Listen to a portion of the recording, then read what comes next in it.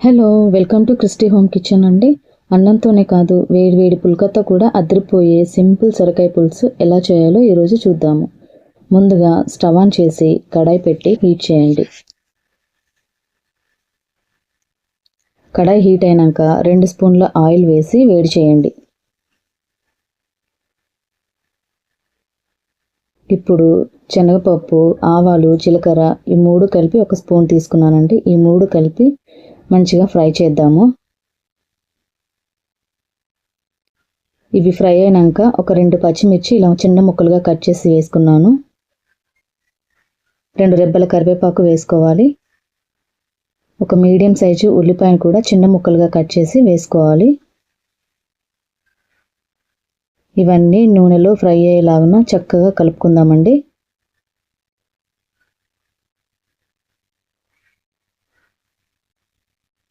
ఉల్లిపాయలు బాగా వేగక్కర్లేదు, కొంచెం మెత్తబడితే సరిపోతుంది. నేను తాలింపులో కొత్తిమీర కూడా వేసుకుంటానండి, కొంచెం ఫ్లేవర్ చాలా బాగుంటుంది. ఒకసారి మీరు కూడా ట్రై చేయండి. ఇలా కొత్తిమీరని సన్నగా తరిగి తాలింపులో వేసుకుంటే మంచి సువాసన కూడా వస్తుంది. ఇప్పుడు 1 స్పూను అల్లం పేస్ట్, 1/2 స్పూను పసుపు కూడా వేసి పచ్చివాసన పోయేంత వరకు ఫ్రై చేద్దాము.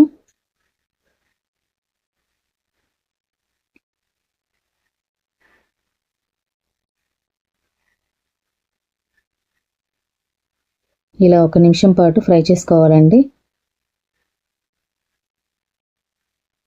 ఇలా ఫ్రై చేసుకున్నాక ఒక సొరకాయను లేతదండి చిన్న ముక్కలుగా ఇలా కట్ చేసుకోవాలి. మరీ చిన్నవి కాదు, బాగా పెద్దవి కాదు, ఇలా మీడియం సైజ్ కట్ చేసుకొని వేసుకోవాలి.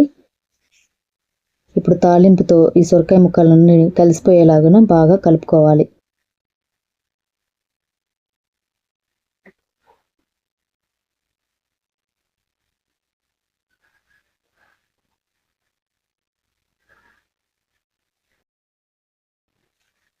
మధ్య మధ్యలో కూరను ఇలా కలుపుతూ ఫ్రై చేయండి.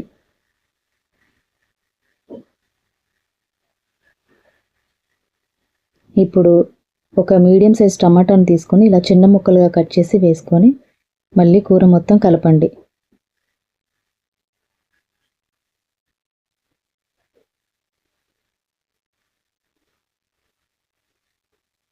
ఇలా కలుపుకున్న తర్వాత మీ రుచికి సరిపడా సాల్ట్ని వేసుకోండి. ఇక్కడ నేను 1.5 స్పూన్ సాల్ట్ వేసుకుంటున్నానండి. సాల్ట్ మొత్తం ముక్కలకి పట్టేలాగా మంచిగా కలుపుకోండి.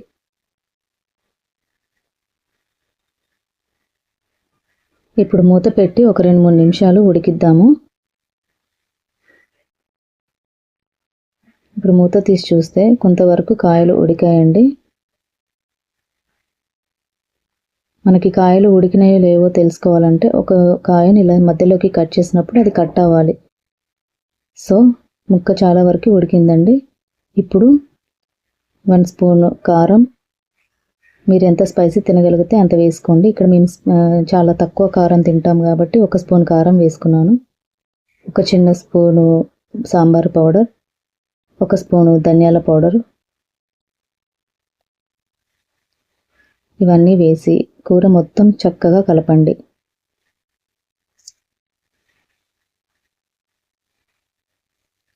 ఇలా సాంబార్ పౌడర్ వేయడం వలన కూర చాలా టేస్టీగా ఉంటుందండి. అందులోనూ మనం పులుసు కదా చేసుకునేది. ఈ సొరకాయ పులుసు సాంబార్ పౌడర్ వల్ల మంచి టేస్ట్ వస్తుందన్నమాట. ఇప్పుడు మొత్తం కలుపుకున్న తర్వాత 1 గ్లాస్ వాటర్ ముక్కలు మునిగేంత వరకు వేసి కలుపుకుందాం.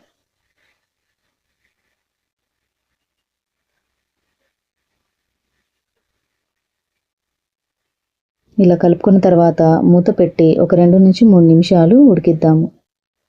ఇప్పుడు 2-3 నిమిషాలు అయిపోయింది కదా, మూత తీసి చూద్దాము. చూసారా, చక్కగా ఉడికిపోయింది, ఆయిల్ కూడా పేరుకుంటుంది. చివరిగా సన్నగా తరుక్కున్న కొత్తిమీర వేసి కలుపుకుందామండి.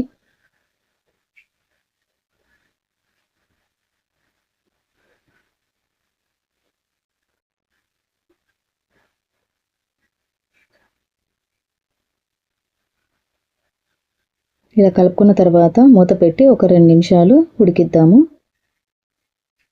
అంతే అండి, ఎంతో టేస్టీగా ఉండే సొరకాయ పులుసు రెడీ అయిపోయింది. ఈ సొరకాయ పులుసుని మీరు అన్నంతోనూ, చపాతీతోనూ, పుల్కాతోనూ లేదా జొన్న రొట్టెతోనూ కూడా తీసుకోవచ్చు. చాలా టేస్టీగా ఉంటుంది.